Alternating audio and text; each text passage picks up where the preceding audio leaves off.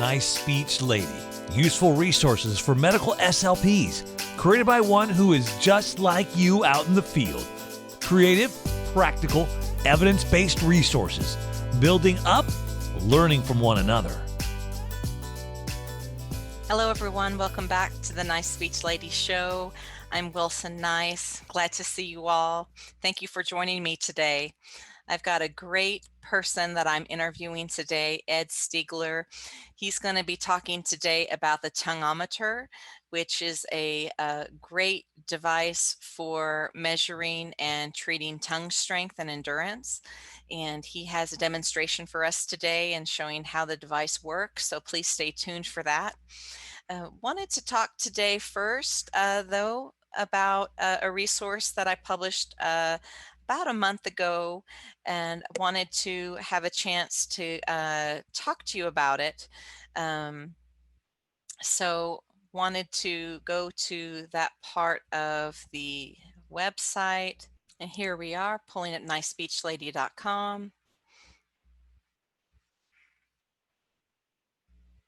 And we'll go down to the resource I'm going to be talking about today is the new tracking sheet for analyzing sleep factors and cognition for referral purposes. So this resource was published January 5th, 2021, and this resource is a tracking sheet that looks at sleep patterns and a host of factors involved in sleep and cognition. So this is what the resource looks like. It's a landscape view. As you can see here, we have the Sunday, Monday, Tuesday, Wednesday, Thursday, Friday, Saturday here laterally. And the first section here looks at sleep descriptions. We have in the boxes, patients and family members are going to indicate if a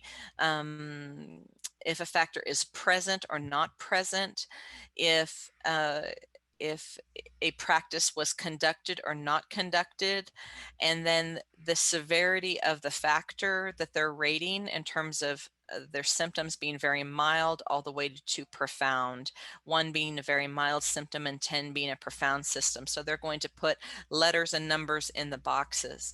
The section here under sleep descriptions, do they have difficulty initiating sleep? We've got do they have difficulty? Is that present or not present? Then they'll put it in the day of the week. Do they have sleep disruption after falling asleep, present or not present? Their quality of sleep, do they have difficulty with that? Do they have difficulty returning to sleep after waking up?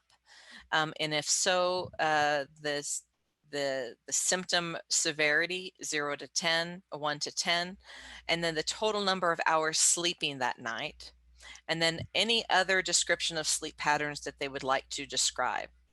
Then we have a section for factors which may be impacting sleep, the presence of medications that may be encouraging sleep, if napping occurred on that day, if so, the number of occurrences, the length of the napping, if stress was evident throughout the day, if physical exercise occurred that day, if it occurred or didn't, if it was conducted or not conducted, if conducted, the type, intensity, and length, sleep hygiene, if it occurred in terms of lighting, sensory changes, if there were changes to self-soothe or wind down for the night, sleep hygiene in terms of electronics if they were avoided, sleep hygiene if reading was conducted in terms of a traditional manner, if sleep hygiene was occurred in terms of relaxation or mindfulness, if they conducted other sleep hygiene practices, or if there were other factors in play that impacted sleep. So they'll just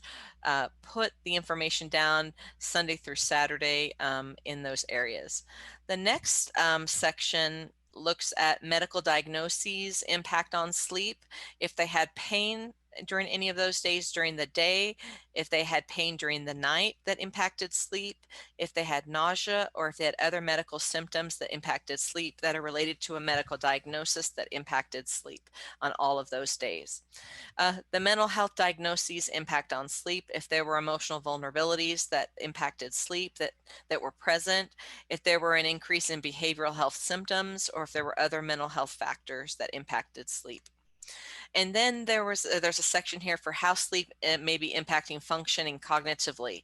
If there's distractibility or difficulty with attention as a result of likely not sleeping well, if there were difficulty with vigilance, or difficulty with not watching for possible danger, difficulty with follow through, with working memory, long-term memory, decision making, if there were difficulties with judgment, or if there were accidents that occurred, if there were difficulties with mood, fatigue, or if there were other factors that were affected because of sleep.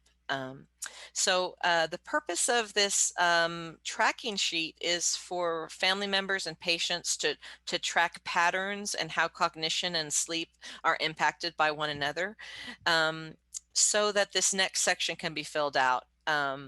So this is a sheet that will be filled out with the patient and the family members by the speech pathologist. With all the above information you've listed, do you think you might benefit from a referral for an evaluation and treatment for potential difficulties with sleep functioning? Yes, no, maybe I don't know. Please take these filled out sheets to your referral to the following circle provider. The speech pathologist is making this referral based upon a variety of data that is available regarding your case. And then there's a listing of different types of providers that might be the patient might be referred to based upon the information above. And then the references in how sleep and cognition play a role in one another is listed at the end of the resource. So this is a resource that I put together with a lot of thought and a lot of care. So please let me know if you like this resource and if you're able to use it. I found that it's been helpful in the home health setting in particular. So please check out that resource. So next we will be moving on to the interview part of the show. All right, so we have guest Ed Steger here. He's the co-founder and president of the Tongueometer. He is a 5-time head and neck cancer survivor. The effects of surgery, radiation, and years of toxic chemotherapy resulted in his diagnosis of severe dysphagia in 2007. His last normal meal was in 2006. He was elected president of the National Foundation of Swallowing Disorders in 2012. He has worked tirelessly to raise dysphagia awareness, advance swallowing disorder education, promote research, and provide patient support. He designed the product and had a major role in prototype production using the latest technologies. Prior to his head and neck cancer diagnosis in 2005, he spent almost 30 years in industry as a management consultant. He has a master's degree at Carnegie Mellon University. Welcome, Ed. Happy to have you on the show. It's so nice to be here. Thank you for inviting me. So we linked up on Instagram, I believe. We messaged each. I think I messaged you on Instagram, and we started talking. And I was interested in finding out about the Tongueometer, and I just started asking questions about it, and we started talking a little bit. So please describe what it is and how it came to be, and in other words, you know, why you created it for the readers out there with Nice Speech Lady can hear all about it. I would love to do that.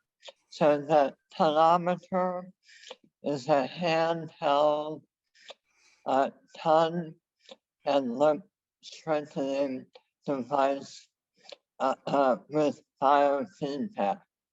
And the drive behind developing it was what we saw as a void in the industry for an affordable, tongue-strengthening biofeedback device.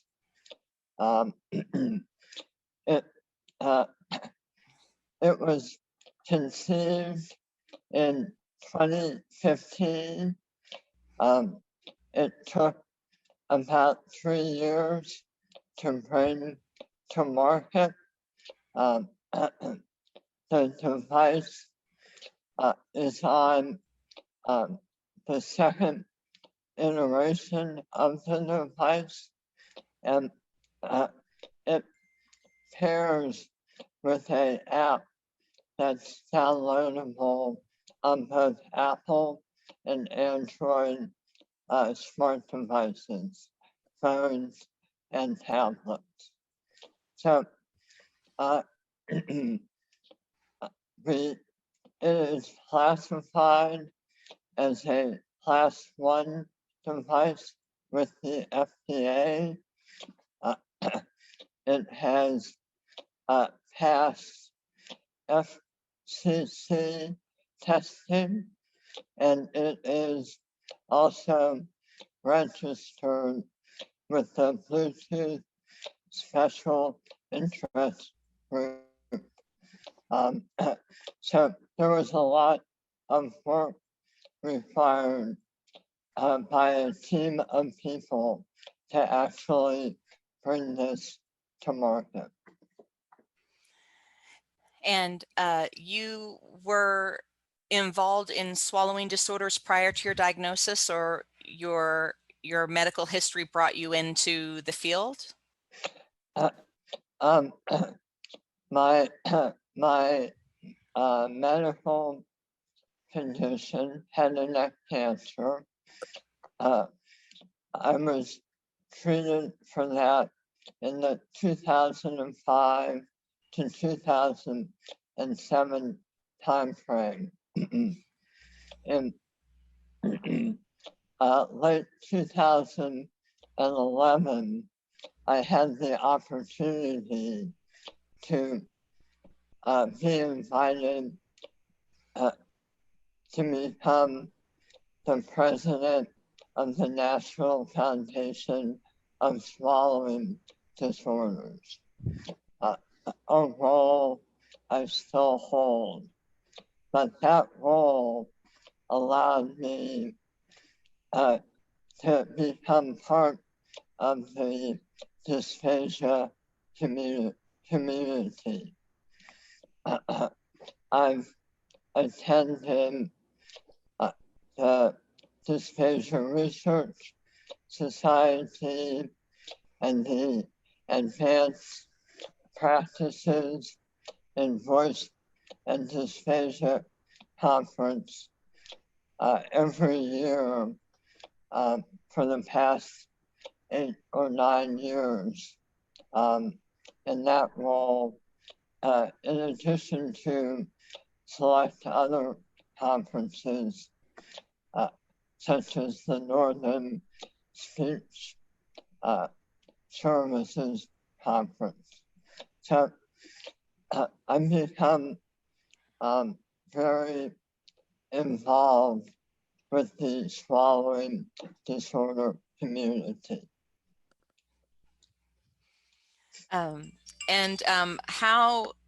How is the Tongueometer different from similar devices on the market? How is it different? How is it similar? Well,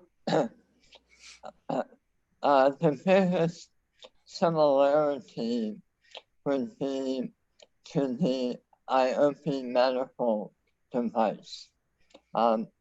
It's an air-filled bulb that you place in your oral cavity, and then there's an assessment aspect of it and a rehabilitation aspect. I think some of the differences will become apparent when we demonstrate the device. But one of the real drivers behind this was to to drive the costs down to allow a new market of people to be able to afford this device for rehabilitation purposes. And so if you want to go ahead and jump into your demonstration piece of the interview, I know you have something prepared for that. Sure, let's do that. Give me a minute while I share my screen.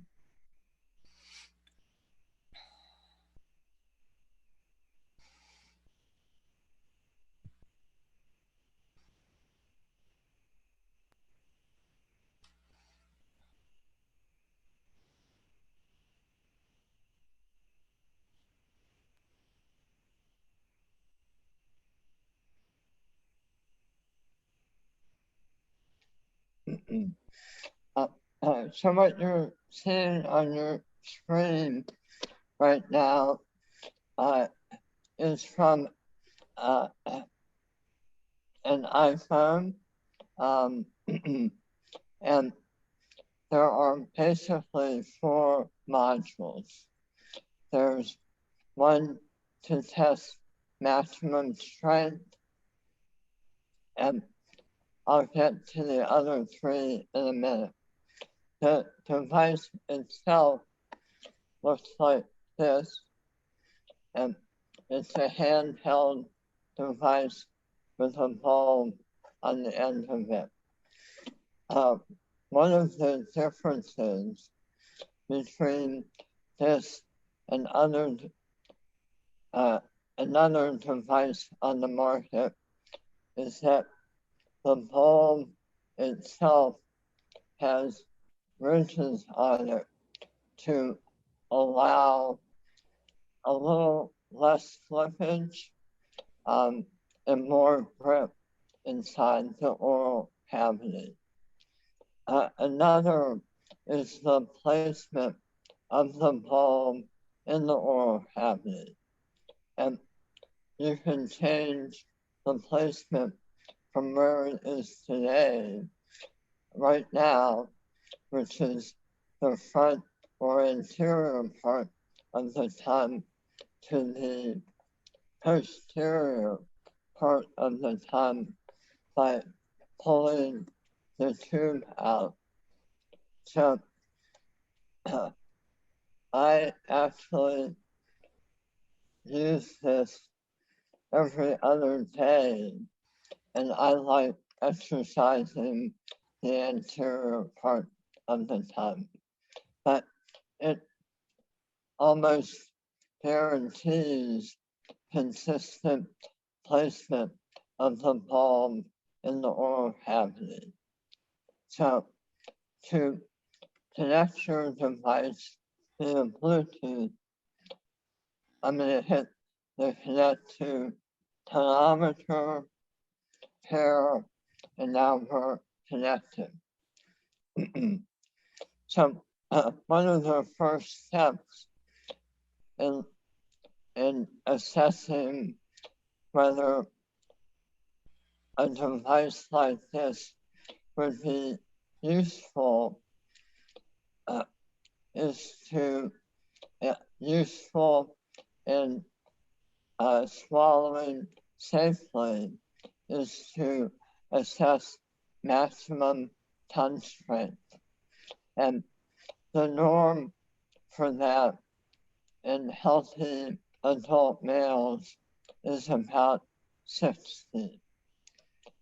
My tongue strength, because my left lingual nerve was severed during one of the surgeries, is about a quarter of the norm. So I'll show how that looks on our device. So I'm taking it, putting the bulb on top of my tongue, close to the front of my oral cavity, and then I'm going to push up on the device on the bulb with my tongue as hard as I can.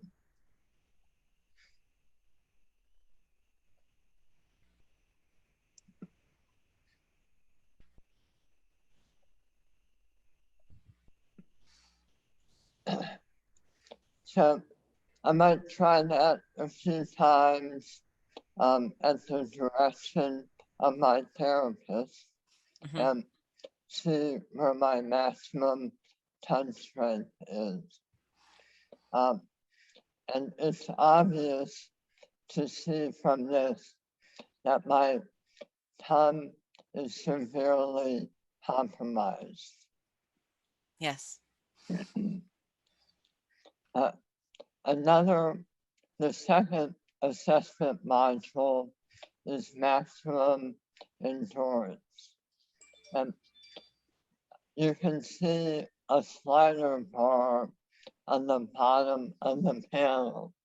This has been set for me, but if I wanted to change the range that I'm targeting for, I can move the slider bar. But the purpose of this module is to see how my endurance is.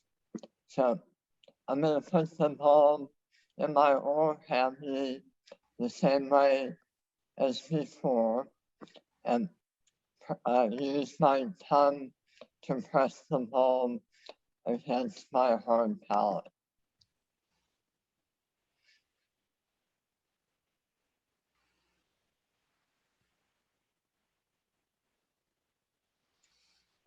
Now, I don't want you or your viewers to go to sleep, but I can hold that for about 15 to 60 seconds. And for me, it feels like the difference is how tired my tongue is at that time of day. So in the morning, 50, 55 seconds is not unusual. In the evening, 15 seconds is a challenge. So with the endurance piece, you hold it as long as you can. Hold it as long as you can.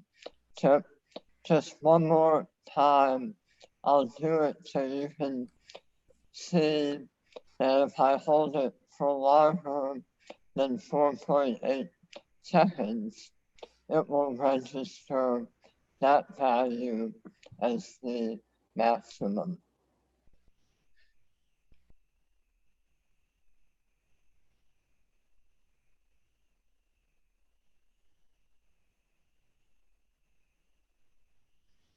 And again, I could hold it for longer, but I don't want either of us to fall asleep.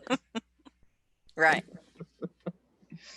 So now that we know my maximum and my endurance, we'll head over to the rehabilitation modules. Great. So I'm going to swipe right to the first rehabilitation module, which is repetitive strength.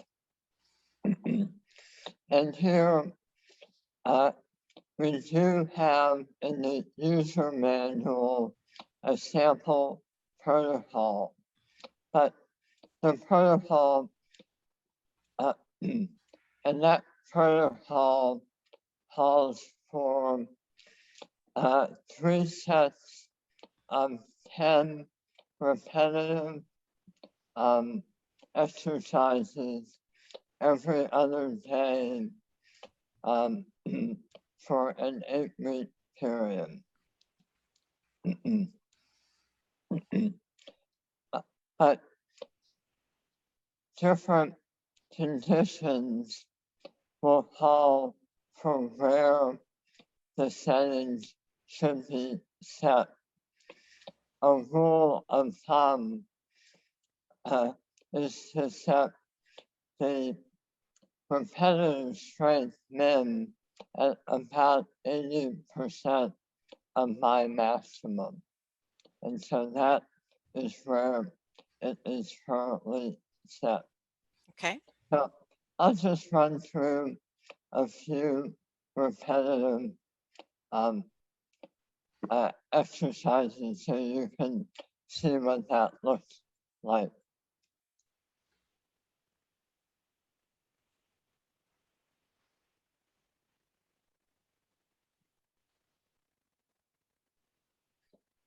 So it will count that and store it in the database tied to the app.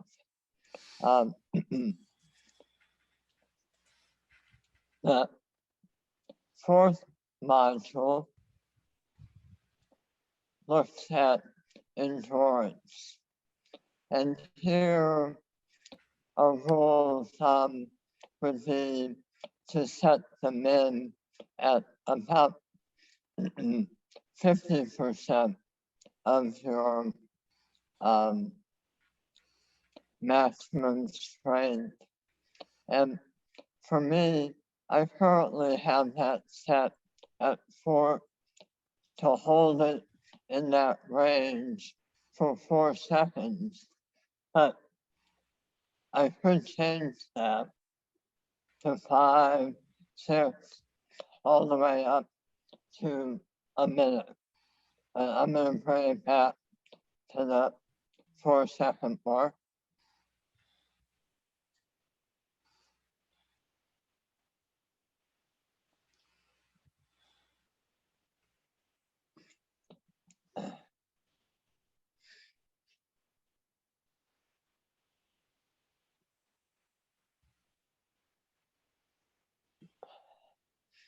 And you can see on the bottom how there's kind of a timer that tells you where you are in that particular rep. Right.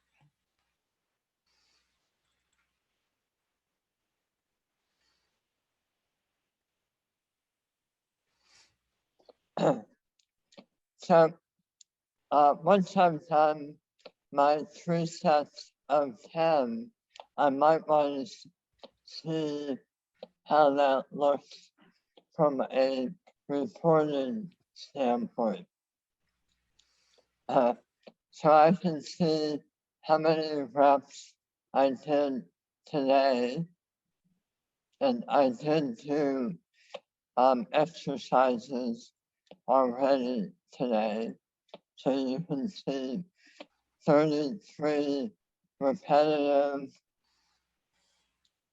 32 isometric, my maximum strength, and my maximum endurance. And that's for today. If I wanted to show how that looked over time, I can move this. Let's say last month. And my reps are 443, and so on with the others.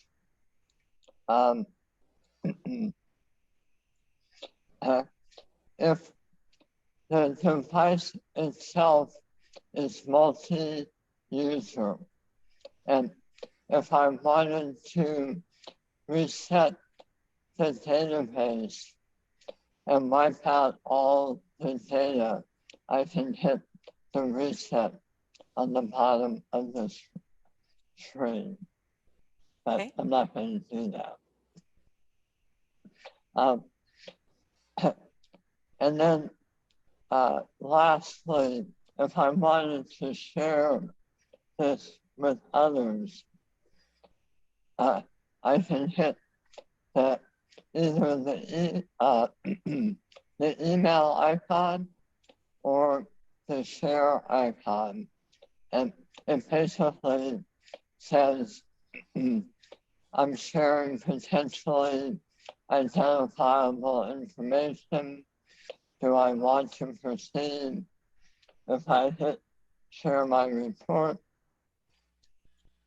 an email will pop up, and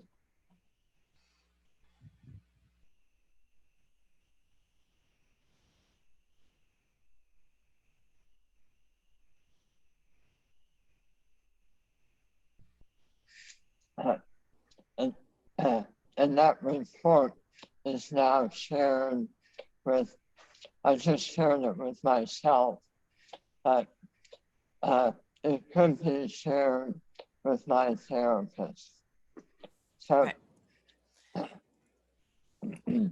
And you Um, mentioned Ed that the Tongueometer is multi-user, has the potential for multi-users. Is there a special type of way to sanitize the devices?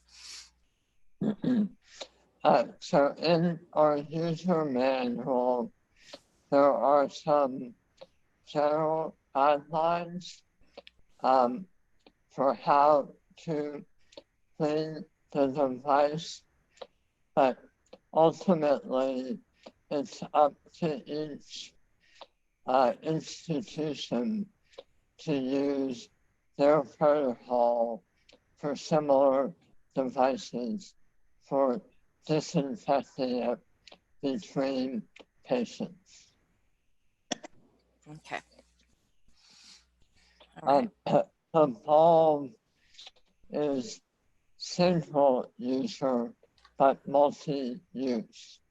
So if you, as a SLP, wanted to track someone's progress over time and they didn't have a device, you could save that bulb and use it over and over again with them as you see them. But use the device with different bulbs on different patients Correct. after you sanitize the device. Absolutely. Okay. All right. Is there anything more to the demonstration you wanted to go over? I don't want to cut you off on this part if there's anything else. The only other aspect, and I won't show it, but there is a free downloadable one-page dashboard report. So you can take the data that I just said, put it into that spreadsheet, and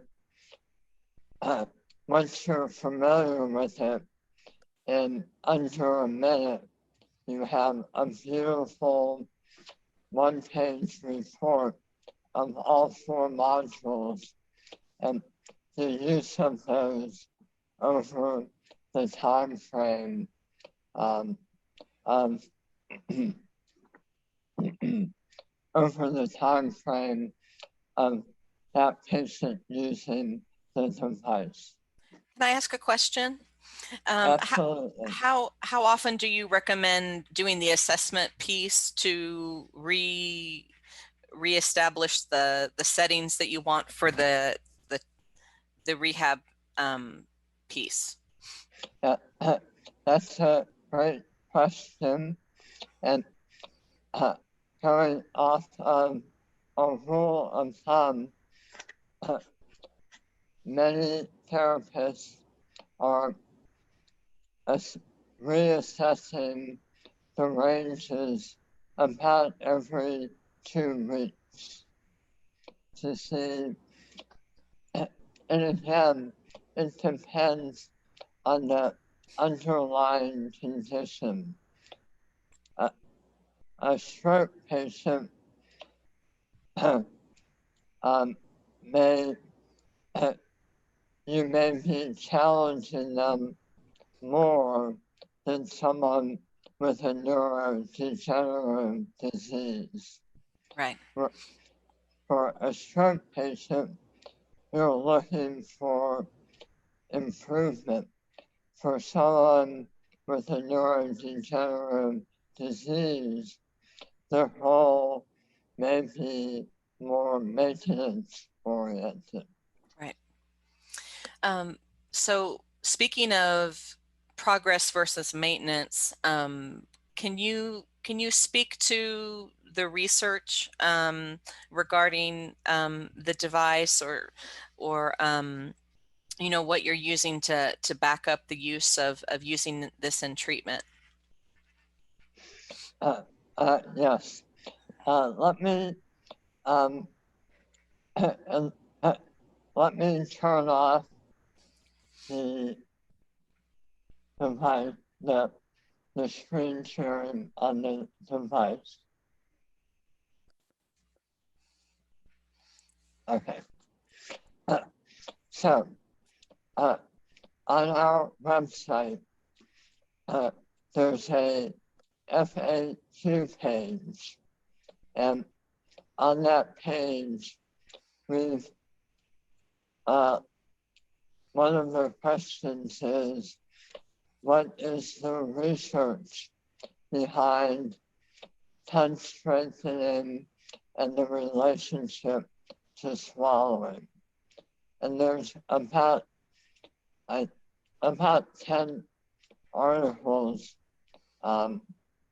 links to articles cited in that area. So that is in general what we use to help justify scientifically the use of tongue strengthening in addressing dysphagia or other side effects of a compromised tongue. Right. So I'm sorry, go ahead. Now, our device is relatively new. Model 1 was released 18 months ago, and Model 2, just the Bluetooth version, about 6 months ago. There are over half a dozen clinical studies underway using our device. 2 are looking at norms in healthy adults, comparing the use of our device with the IOP medical device. 2 are looking at tongue strength and endurance in stroke survivors. There's also a large national study that's looking at many measurements for those with a neurodegenerative disease, and one of those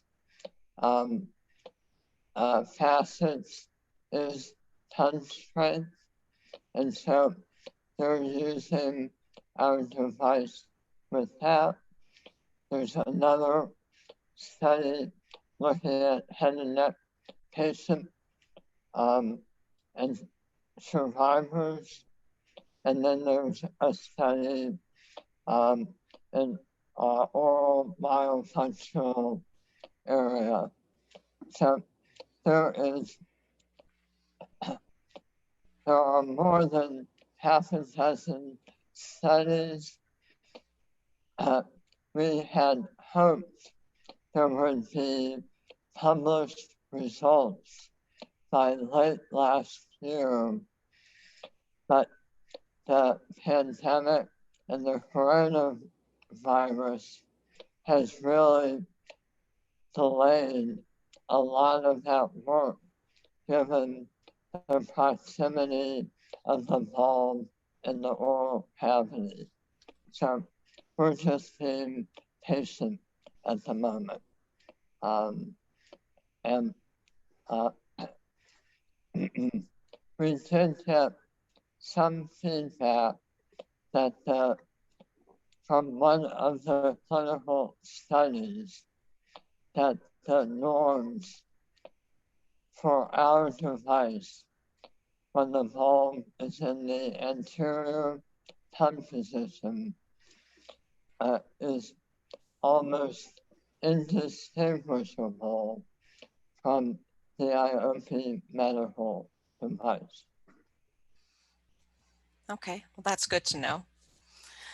It's good to know that there's research coming specifically on the device as well.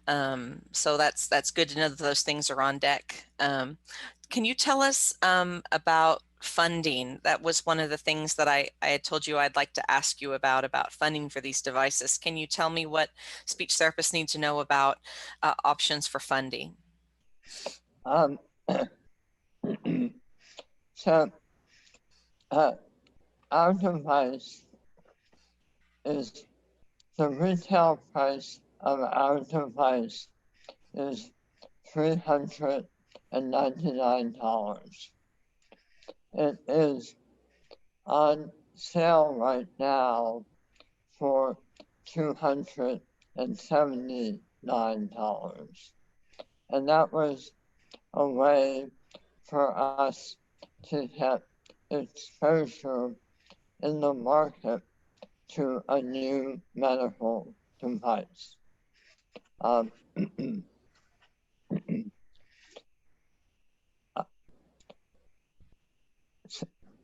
That price has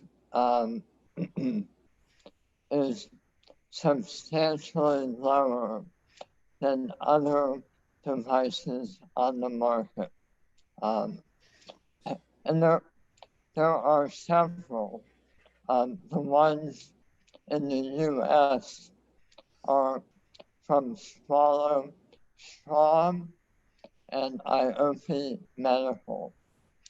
The last time I heard a price on the Swallow Strong device, it was about $3,500. So this is less than 10% of, or about 10% of that. I won't speak to the price of IOP Medical, but we think we're at about 20%, maybe 25% of their device. But that doesn't answer your question. Right now, we do not have any options available for rental or for payment plans. We've kept the device price low while still trying to have a viable business. Right. So tell me about what are the three big positives of as one of my readers going to your website today and making the purchase. What would you say are the biggest three reasons that they would want to do that?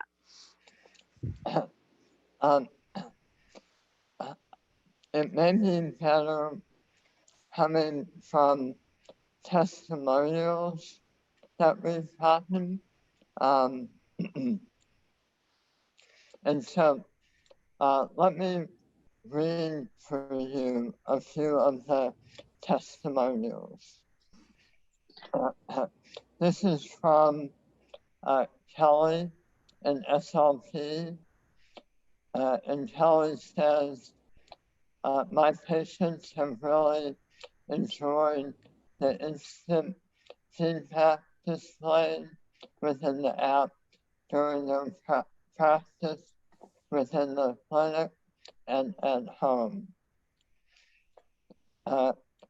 Jennifer, another SLP, says, this is a cost-effective way to incorporate more evidence-based practice into my smaller rehab without burdening the patient's wallet. And then Michael, an individual with Parkinson's disease, said, I was amazed by how quickly I was able to improve my touch strength using the Tongueometer. It was as effective as a comparable device I used in my SLP's office and vastly more affordable. And then one other, and it's probably my favorite, was a mother with a child that was being seen for their speech difficulties. And they purchased a device, and the mother fed back to her therapist that after 2 weeks of use, her child was able to talk in full sentences for the first time in their life. So you ask, what's compelling? I think it's really the people and their stories that are using our device that are keeping us energized. Okay. So how can speech pathologists find out more information? There is such a wealth of resources on our frequently asked questions page. There is a question, how do I set up my device? You can download the 16-page user manual. There are, I believe, 9 videos, and 8 of them are under 2 minutes, but one of them is about 8 minutes, and it's kind of a full walkthrough of the device. And then there's the research articulated on the page. So that really is the go-to place for finding out a depth of information about the device. And that's at tongueometer.com. That right? is correct. Okay. And Thank you. yeah. And what's around the bend for you? What's next? So we are continually making both small and large app improvements. I think our next rollout will be a visual and possibly a, I'm not sure what the right word is, but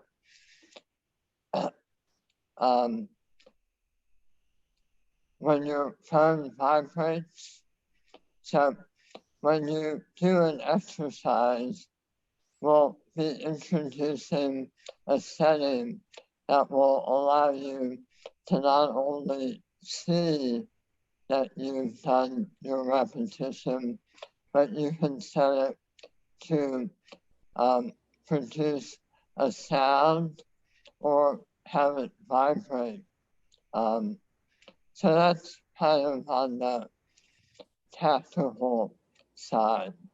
On the strategic side, we, and I don't know the time frame for this yet, but we have gotten overwhelming interest internationally. We receive 3 to 5 emails a week from around the world asking if the device is available for purchase in their country. At the moment, it's only available in the US, but we do plan to make this available globally. Okay.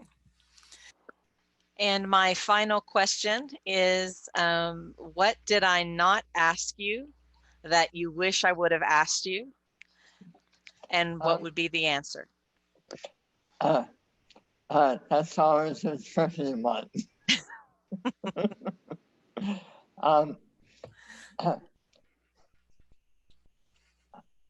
I guess I'd like to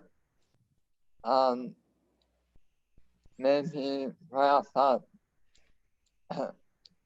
It's not so much of a question as a as information, but people can reach us very easily through our website. We are happy to do kind of a 15-minute video demonstration or a full 45-minute in-service presentation. We do a few of these every week, and we're really proud of the devices functioning in the market. We have several hundred Bluetooth devices on the market today. And of those, we're only aware of one device that malfunctioned. And we replaced that device the day after we were notified. Our device is in use in some of the largest and well-known hospitals in the US, as well as home healthcare agencies.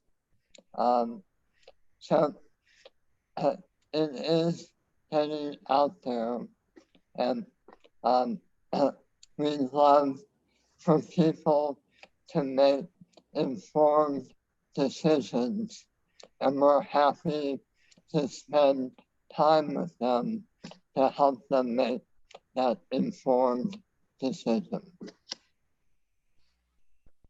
Well, I want to thank you for your time.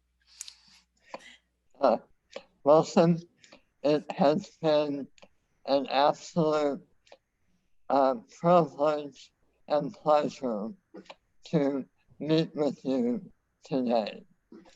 And I thank you for inviting me on your channel and exposing our device. I, I feel like I have to apologize for my speech, but it's part of my medical condition. No need to apologize. I'm sure all of my listeners and readers totally understand. And I'm thankful that you take the time to out of your day to let us know about what's out there. And you know, I think it's important for all of us to be aware of the new technologies that are coming out. And you know, we all need to stay abreast of what we have at our, you know, at our disposal to treat our patients. And I encourage my readers to reach out to you, to go to tongueometer.com, and you have a contact us section of your website, I assume, where people can email you and or call you, and if they have questions, if they have ideas, if they have an idea that they want to propose to you in a way to use your device, or they want to contact you about research, if there's someone out there that would like to contact you about a project, I encourage people to reach out to Ed. So thank you for your time, and good luck with your projects, and I hope that people contact you. And thank you as well. Thanks again for joining me today. I hope you all have a great day, and thanks for being a subscriber, and thank you for reading Nice Speech Lady. Please share this video, and please let everyone know about the resources that are available free on Nice Speech Lady, and have a great day. Thanks again. Bye-bye.